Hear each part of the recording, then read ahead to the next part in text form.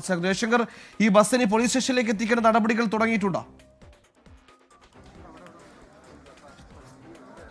അതായത് സുഹേൽ, അല്പസമയത്തിനകം തന്നെ ഈ ബസ് പോലീസ് സ്റ്റേഷനിലേക്ക് എത്തിക്കും. നേരത്തെ അല്പദൂരം ഈ ബസ് സ്റ്റാർട്ടാക്കി കൊണ്ടുപോയിരുന്നു. എന്തായാലും പോലീസ് ഇപ്പോഴും ഈ വാഹനത്തിനുള്ളിൽ പരിശോധന നടത്തിക്കൊണ്ടിരിക്കുകയാണ്. കാരണം ഇനി എന്തെങ്കിലും മറ്റ് വസ്തുക്കളുണ്ടോ ഉൾപ്പെടെയുള്ള കാര്യങ്ങളാണ് പോലീസ് പരിശോധിക്കുന്നത്. അതിനുശേഷമായിരിക്കും ഈ ബസ് പോലീസ് സ്റ്റേഷനിലേക്ക് മറ്റും മാറ്റാനുള്ള നടപടികൾ എന്തായാലും പൂർത്തിയാക്കുക. നിലവിൽ നേരത്തെ ബസ്സിൽ നിന്ന് ശേഖരിച്ച ലഗേജുകൾ ഉൾപ്പെടെ പോലീസ് വാഹനത്തിലേക്ക് തന്നെ മാറ്റിയിട്ടുണ്ട്. അത് നെടുമങ്ങാട് സ്റ്റേഷനിൽ സൂക്ഷിക്കാനാണ് നിലവിൽ ആലോചിക്കുന്നത്. എന്തായാലും നടപടിക്രമങ്ങൾ പൂർത്തിയാക്കിയ ശേഷം പോലീസിന്റെ ഭാഗത്ത് നിന്ന് വിശദമായൊരു അന്വേഷണം ഉണ്ടാകും. ആ ഘട്ടത്തിലായിരിക്കും റോഡിന്റെ പ്രശ്നമാണോ, ഇനി അമിത വേഗതയാണോ ഉൾപ്പെടെയുള്ള കാര്യങ്ങൾ, അപകടത്തിലേക്ക് നയിച്ച ഉൾപ്പെടെയുള്ള കാര്യങ്ങളിൽ ഒരു ഔദ്യോഗിക സ്ഥിരീകരണം ഉണ്ടാകും. എന്തായാലും പ്രാഥമിക നിഗമനം അനുസരിച്ച് ഒരു അമിത വേഗത എന്ന ഒരു വിഷയം പോലീസ് എന്തായാലും അംഗീകരിക്കുന്നുണ്ട്. പക്ഷേ ഔദ്യോഗികമായി ഇതിനൊക്കെ ഒരു സ്ഥിരീകരണം വരേണ്ടതുണ്ട്.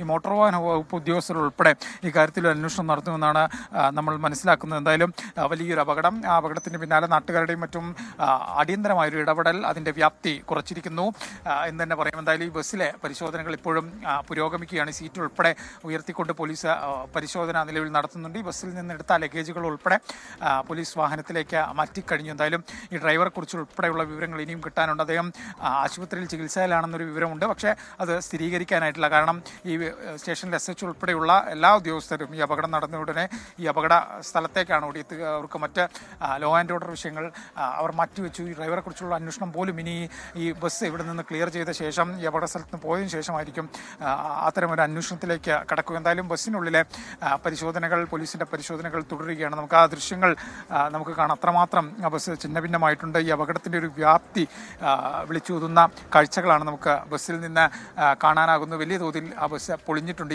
നമ്മൾ ഈ ദൃശ്യങ്ങളിൽ കാണുന്ന ഈ ഭാഗമാണ് ഓടയോട് ചേർന്ന് മറിഞ്ഞു വീണത്.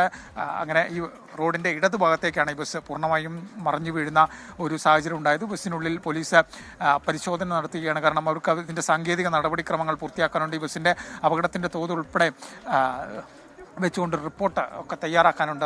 അതുമായി ബന്ധപ്പെട്ട പരിശോധന പോലീസുകാരുടെ ഭാഗത്തുനിന്നുണ്ടാകുന്നു. നെടുമങ്ങാട് പോലീസിന്റെ മുഴുവൻ സംവിധാനം, SH ഉൾപ്പെടെ എല്ലാ ഉദ്യോഗസ്ഥരും രാത്രി ഏറെ വൈകിയും ഇപ്പോഴും ഇവിടെ തുടരുന്നുണ്ട്. അവരെ സംബന്ധിച്ച് ഈ അപകടത്തിന്റെ കാരണങ്ങളിലേക്ക് ഉള്ള ഒരു അന്വേഷണമാണ് ഇനി അവരെ സംബന്ധിച്ച് നടത്തേണ്ടതുണ്ട്.